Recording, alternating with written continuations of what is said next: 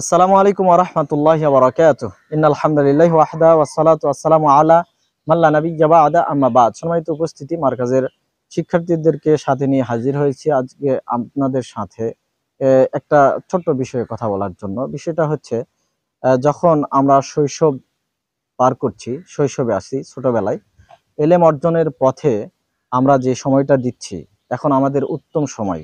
আমরা যা কিছু মুখস্থ করছি, যা কিছু অর্জন করছি, তা চিরদিন থাকবে। আর যখন আমাদের বয়স হয়ে যাবে, হয়তো অন্তর চাইবে যে আমি কিছু ইলম অর্জন করি, কিন্তু তখন ইলম আমাদের ভিতরে থাকবে না।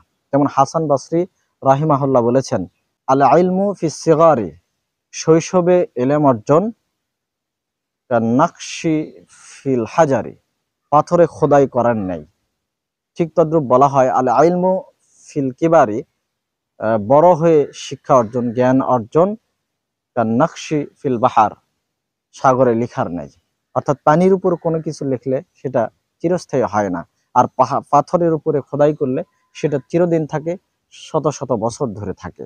সম্মানিত উপস্থিতি, আমি উদাত্ত আহ্বান জানাবো, যারা আমরা শিক্ষার্থী, বয়স এখনো ছোট, আমরা শৈশবে আছি, আসুন আমরা এলেম অর্জন করি। যা কিছু সামনে পাবো সেটা মুখস্থ করার চেষ্টা করি, সেটা চিরদিন থাকবে। আর যখন আমাদের বয়স হয়ে যাবে, মুখস্থ করলেও সেটা বেশি দিন টিকবে না। আল্লাহ তাআলা আমাদেরকে ইলমের পথে আরো এক ধাপ অগ্রসর হওয়ার তৌফিক দান করুক, আমিন। ওয়া আখিরু দাওয়ানা আনিল হামদুলিল্লাহি রাব্বিল আলামিন। আসসালামু আলাইকুম ওয়া রাহমাতুল্লাহি ওয়া বারাকাতুহু।